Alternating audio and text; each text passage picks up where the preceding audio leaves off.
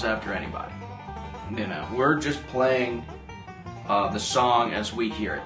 You know, and we put it together, and it's a DC. It's, you know, it's not this contrived. Oh, it's going to be a DC theme. You know, we're not a DC, Washington DC theme band. You know, there's a sound, the regional sound, and Washington DC is a huge part of bluegrass history. You know, and some people don't realize that. You know, Baltimore, Washington area, and Baltimore has its own little thing. Del McCoury kind of came out of that sound, and DC had Buzz Busby, and then Country Gentleman, and Seldom Seen. And we're not modeling ourselves after the Seldom Seen or the Country Gentleman, but we're just playing the way we grew up learning. I mean, I grew up going to the Birchmere as a kid, you know, watching the Seldom Seen, watching Tom Gray, watching Mike Aldridge, you know, and the Country Gentleman, seeing Eddie Adcock, seeing Bill Emerson, he's a Maryland guy, you know, seeing these guys, and that's, you know, that's what I hear. And Darren's the same way. So we grew up hearing that, you know, that's what's in it. That's how we tick. That's how we're programmed. I don't want to be just another band. I want us to be able to be something unique and something spectacular. And we can do it in many different ways. We've definitely got the people to do it. We definitely have the material to do it. So you have to either do it one way. You have to entertain. You have to do it with material. You have to do it with crowd banter back and forth. And you have to do it with the show, the overall package. And I think we're getting real close to that. So we're working real hard on it. I got to thinking one night on the way up the road after a show with Dole, I thought, you know what? I wrote down some names on the paper, on a piece of paper at a rest stop. And I wrote them down, and I thought, I'm going to call these guys this week. And every one of those guys is sitting in the other room. I was very fortunate to get, you know, I called Mike, and Mike was the only one who had, and I'll be honest with you, he had reservation about it because it is a new band. Darren called you, and I call it sort of, instead of fantasy football, sort of fantasy bluegrass band. And he called and he pitched the idea of coming out and, you know, doing full-time music again. What'd you think? I told him I wasn't interested. I said, you know, there's no way. I'm too old. I don't want to go back and start, you know, a baby band and be riding around in vans and all that. And he said, no, man. He said, I think we'll be able to pull this off, and you know, we'll make decent money. I mean, he was a really good con man. And I think that's called salesman, not con man. Right. Not too much of a difference. But he sold me on the idea, and I said, well, I'll tell you what. I said, you know, I just don't know how long I'll be able to do this. And he said, I think this is what got me. He said, man, I don't care if it's a week or a month or a year. He said, I just want to be in a band with you. I thought, man, how do you refuse that?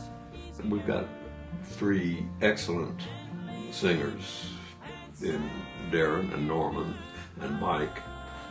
Now, Mike has one of those voices that blends very easily with other voices, fills out the chord. So in our trio, you've got 2 tenor voices that by nature are rather thin, which they should be to sing in that range. But Mike has got the fullness to just fill out the whole chord, and it makes it sound full. Because if you've got the legends, of course you want to rely on the classics that they made famous, but you don't want to beat those old horses to death. You got to put a twist on it. Well, the sound first had to be something that was more polished and something that was a little more contemporary for me. Because I had a feeling that the audience we were going to play to wouldn't necessarily be the same audience that I played to when I was with Doyle. And I didn't want it to be. I want it to be, you know, when you're in a situation with someone else playing their music, when you leave that situation, you left that situation. And I want it to be different. So when that idea came, I talked to all the guys about it. We sat down in a room. Naturally, you play a few tunes together and you think, okay, this will work. Then we started talking about what sound we wanted. And naturally, we can't get away from not having some of that Washington, D.C. Seldom Seen flavor. When you've got Mike Aldridge and Tom Gray in the band, it's impossible to not have some of that.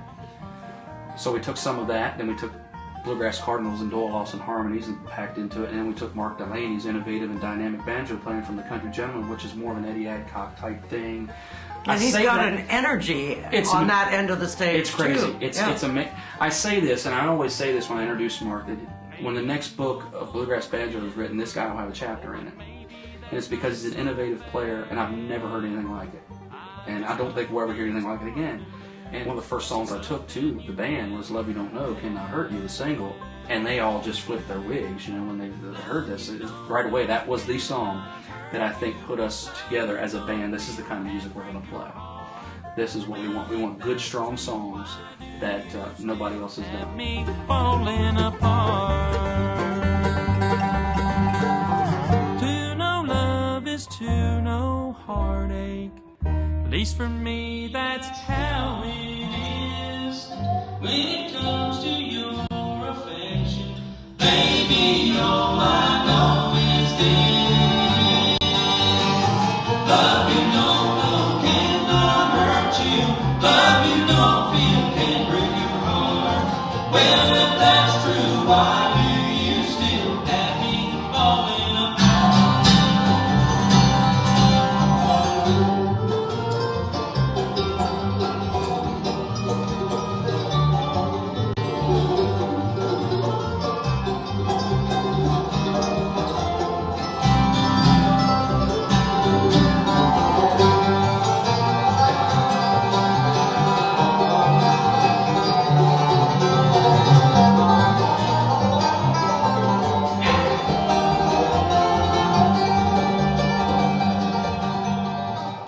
Bring up Patuxent, and you are definitely Washington-centric. Yes, it's we are. great to be on a Washington record label. Well, that was the big reason for choosing Tom. Mm-hmm. Tom Minty at Patuxent. I mean, he's a real stickler. We had a tough time negotiating with Tom when we called him about it. I called him up and I said, Tom, put a new band together, and I'd like for you to listen to us and see if you'd be interested in maybe recording us. He goes, who's in the band?